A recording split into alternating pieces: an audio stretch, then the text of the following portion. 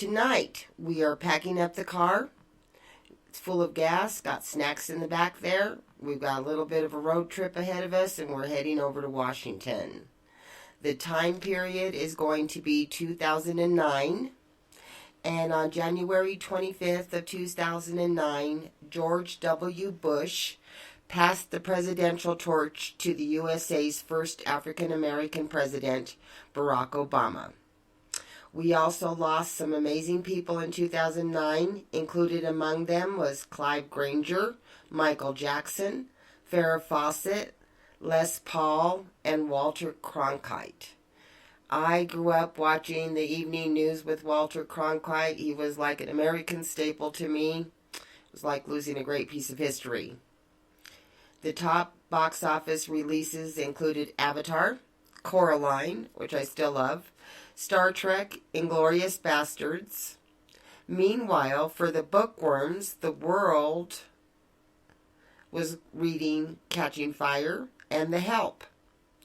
Both took home first and second place. 2009 forever changed the U.S. automotive industry. The U.S. government and America watched in shock as GM and Chrysler filed for bankruptcy. That changed what we thought about our American history on a large level. Making cars had always been a great part of what we thought we were. And to see those giants hurt us. And some notable firsts included the development of the AIDS vaccine, the revival of an extinct species from cloning, which is really freaking scary. Can't trust people with nothing. The invention of the first bladeless fan. And people were dancing to Lady Gaga's top 5 hits during the year. Just Dance. Da da da da da da da da da da da. I'm terrible with the tune. Poker Face, Love Game, Paparazzi, Bad Romance. My girl Nicki Minaj garnered 5 top 10 singles during the year. The most of any artist. Well, Gautier's, somebody that I used to know, was the longest running top 10 single of the year. And the fun song, Sexy and I Know It. In this particular scenario, there are 2 pieces to it. A piece in 2009 and a piece in 2012. And in 2012, we lost Whitney Houston. The singer was found extinguished on February 11th. She was 48th. July 9th, Tomcat was deceased as well. December 21st came and went. The world did not end up ending. Could it have been possible? That's as far as they wanted to take the calendar at that point in time, for God's sakes. If you, in the words of Britney, keep on dancing till the world ends. Firmly believe that. Rock on. And the people were dancing to Gangnam Style by Psy, Call Me Maybe, Carly Rae Jepsen, We Are Never Ever Getting Back Together, Taylor, who has told a lot of people that, or I mean a lot of guys that. So funny. Twitter and Instagram got into a big war. And guess who won? Facebook. Because they bought Instagram. And we all see how that landed him up in court. Somebody got a little too money hungry right there. And let's see. Okay, so let's get into the scenario here. The couple met in a Mormon church for singles. They were strangers in October and engaged by November. And I believe married by December. And that was according to a family member who said that, like in shock that things had moved so fastly. Again, there is no quick falling in love. Slow your roll. Check it out. This kid was used to getting whatever he wanted from his parents. He was used to being treated like the favored kid. And his dad was way weird and planted way perverted ideas in his head. So they end up getting engaged and married very quickly. He didn't hold a stable job. She did. She ended up being the breadwinner, and then came the first pregnancy. Oh, he loved to brag to people about the baby and my son and this and that and this. But when it came down to performing perfunctory tasks for your child that really show you care for your child, feeding you, changing your diapers, taking care of you, well, that wasn't happening because he just wasn't around. So not too long after this, things start to fall apart.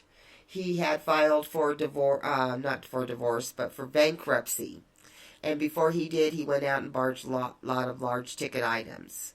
When the bankruptcy was finalized and he couldn't do that anymore, then he started using the wife's funds, controlling the wife's funds. She couldn't even buy crap that she wanted for herself, but he bought whatever the hell he wanted that he wanted. So she started, of course, getting frustrated. Eventually, over time, I think she realized that she was married to a psychopathic narcissist who was hurting her and eventually would hurt the children. So she secretly went and met with a lawyer. He told her to get a video record of everything in the house, which she did. And when she's making this video record, you can hear how angry she is for the control that her psychopathic, narcissistic husband has had on her all this whole time. Well, she's starting to wake up now, and I hate to say it, but this is the most dangerous time for her that could be. So they get into a fight one day, and I guess, I don't know what happened, but he's got a temper. He had even pulled a knife on his mother when he was a kid. I mean, he just doesn't think he has to take a lot of bullshit from anybody. So, I can only imagine that they started fighting either over the kids, money, or the divorce. Once he realized that he was really leaving her, the opposite. Once he realized she was really leaving him, all bets were off. He had nothing to lose anymore. And probably in a fit of anger, he killed her. The next day, the daycare's waiting for the wife and the 2 children to show up. But it doesn't happen. There's no phone call. That's never happened before. The wife has always been extremely responsible. And what is going on with the kids? Eventually, she calls the person for emergencies, which is the perpetrator's sister. The perpetrator's sister goes out to their house. Nothing looks in a disarray. Nothing looks out of place. She become afraid that maybe carbon monoxide poisoning had gotten to them. So she calls the police and asks them to come by and do a welfare check. The police become concerned as well and say they'll go in the house, but it would mean breaking a window. As long as somebody's willing to pay for the window, they're willing to break in the house.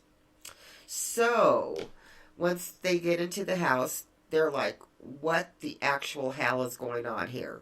There was 3 or 4 box fans running and the carpet was wet. Nobody was there. The wife's purse was there. The wife's keys were there. No wife, no husband, no children. People are going into a panic. They don't even know what to think. They're looking all over. They're calling all over. They can't figure out why this family that's very reliable would be gone, why neither of the couple had called into work, what was going on. Eventually, don't you just know it, the husband shows up with the 2 kids. Well, where the hell was he? Out camping. What time did he leave? 12 o'clock in the freaking night. It's in the middle of winter. It's freaking freezing out there. Oh, but that's where they went. Everybody knows this is strange. His sister just feels alarm bells going off mad crazy. But they don't have anything to prove that anything happened other than the box fans and the carpeting in the house. So eventually they start looking through everything and they find the wife's phone in the husband's car. The husband sheepishly has no explanation for this. When they're asking him about it, he hasn't a freaking explanation for why a phone that's usually with the person that owns it would be with somebody completely different. So they want to interview him. He is pretty afraid of leaving the kids alone because he knows that the kids could say something that could definitely put his balls in a vice. So he takes the kids into the interview with him for the first interview. Then nothing comes out of it. He doesn't cop to anything. He doesn't even show any emotion. He doesn't feel bad about the missing wife at all. Does this sound familiar on so many levels and so many cases? There's the candlelight vigil. Shows up late, leaves early. Doesn't talk to the police, doesn't talk to the papers, the press, nobody. No interviews, no nothing. Meanwhile, he's a busy little man. While the wife is missing, he's busy closing out her financial accounts, liquidating her funds, and getting ready to move out of state. Much to the chagrin of the police. I mean, what the hell is actually going on here? He ends up moving out of state in with his crazy dad, who then takes over his defense of him. Doesn't let anybody buy him, keeps the windows and the doors closed, keeps everybody sequestered in the house, then starts to plant seeds. Does this sound familiar again? Chris Watts. That the wife had taken off with another man. And he knew that she was an extremely sexual individual because this sick fuck was actually stalking his daughter-in-law. They found numerous videos where he was trying to get her naked, looking at her, copying her, having fantasies about her, probably doing other stuff while he was thinking about her too. It didn't bother him at all that this lady was married to his son. He had no concern with that. Then, when the son decides to do an interview, the dad just can't wait to take the interview over and spill the beans on how they had some sexual little tete-a-tete going on between him and the daughter-in-law. You just know that's so not fucking true. The daughter-in-law had told other individuals how creepy and sleazy this old man was. So eventually they go in and they start looking at the old man's computers and they do a search on the house. Because after all, it could be either one of these assholes now. So they go in and they find pornographic information on the sleazy dad's computer. He'd actually had a telescopic lens and was filming the two young girls that lived next door while they were in the bathroom taking showers and getting dressed. What a real asshole. In addition to all the stuff that he had of the wife who was now missing.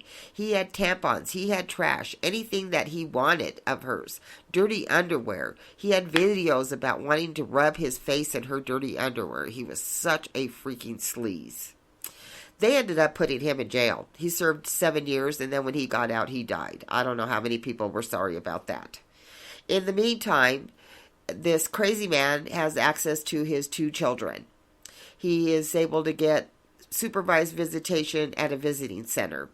And he goes ahead and he finds a house and he's telling everybody he's stable now. He needs to have his visitation at the house and bring him to the house now. And I guess they had been to the visitation at his house a couple of times. The children had shared this with the grandparents they were living with, and the grandparents were extremely concerned. They had no idea what was going on or what was going to happen. But they did not feel good about it. February 5, 2012, the social worker's taking the 2 kids up. The dad throws the door open. Hey, I got a surprise for you guys. And little children, like they are, become extremely happy and take off and run up the door. They must have said something was wrong prior to that. They had told the grandparents they didn't want to go. They were afraid. They were nervous. But they got over it by the time the social worker got there. Before the social worker could reach the front door with them, he slams the door on her. She could smell gas all over. He tells the kids, "Come here, I've got a surprise." Well, the surprise was a fucking hatchet. And he starts hatcheting the poor children. And pours gasoline on them, on their faces, on their bodies, starts them on fire, starts the house on fire. The house just explodes. The only person that ends up surviving was the social worker because she had pulled her car out and parked in front of the house. The 911 call was the most sad, disruptive thing I've ever heard. She didn't know the address. He didn't want to believe that it was a life-threatening emergency. This bullshit just went on for so long. And maybe it wasn't a long time, but it seems like a long time when you're listening to this phone call. But there was probably nothing that anybody could have done to save these children. And there were 3 victims in addition to the missing wife that day. And there you go. Total psychopathic narcissistic behavior. If he can't have them, then nobody will. Same for the wife, same for the children. Same for that crazy freaking dad. And the reason I felt that he was pushed to the edge is because he knew he wasn't going to get the custody of his kids. Because when they searched the house looking for evidence about the missing wife, they also found some pornographic, cartoon, incestuous, gross bullshit on the narcissistic, psychopathic husband's computer as well. Once he realized the jig was up and he wasn't going to get shit to go down the way he wanted, he offed everyone. Because he was a narcissistic asshole. And with that, DHS had to defend why they changed the meeting area without informing the judge, because there was a court case that was released against them later. And this case just irritates the crap out of me. The similarities between this case and the Watts case are just too numerous to want to get into. See you for part 2 on Monday. Have a good night and a good evening.